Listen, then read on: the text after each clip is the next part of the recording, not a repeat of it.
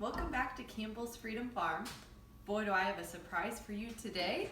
We have rhubarb that we harvested from our garden, but now I'm going to show you and teach you how to grow rhubarb. So this one we have that we planted back in March. So this one already looks pretty good. This one we're not going to harvest this year. You don't want to harvest it the first year, more the second year, but don't cut the whole stalk, especially if you're going to try to harvest it that first year, because it's not going to come back. So now what we're going to do, we have two pots here, and they are better to plant in a pot. We've tried them in the ground, but they do significantly better in a pot. And you want to plant these every year because you can harvest them for roughly 2 years. So first, what we have here is I'm going to point something out. If you see that there's the red coming up right here, it's hard to see on the camera, then you can plant it up. But like this one, we don't know. So this is how we're going to lay this. We're going to lay this flat, and then I have some more soil afterwards to put on top. So we're going to lay this flat just like this. And you know what? The rhubarb's going to figure out what way it needs to go. They're pretty smart.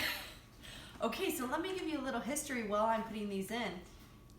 Did you know that they had an argument in New York on whether rhubarb was a vegetable or fruit? Now, I always assumed it was a fruit, even though I knew really it was defined as a vegetable, because they use it in all these desserts compared to in other dishes.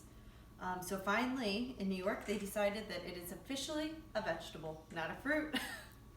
Second, did you know that in Italy, the Romans said that if you eat rhubarb, then you're a barbarian. So I guess I'm a barbarian.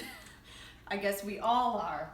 Luckily, I don't think they went to jail for eating it, so that's good. Which is crazy because rhubarb is really good for you, actually. And it is a perennial, as I stated before, since it comes back every year, as long as you don't overpick it. And I bet you guys don't know how tall. Some varieties can grow 6 to 10 foot tall, which is amazing. All right, let me get the other ones in here.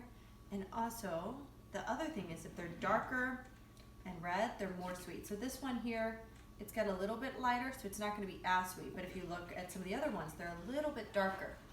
So those ones are going to be even sweeter because they are a little bitter, but they're also an amazing vegetable.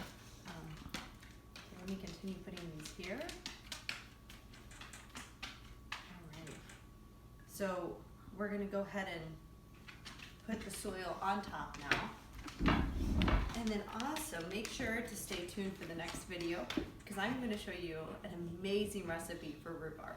And I think one that you probably haven't ever heard of or even cooked before.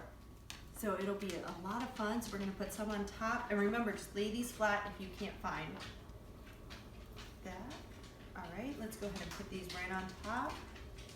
Okay, and one more thing before I get off here. This is organic, it's GMO free, and it's a rhubarb Victoria.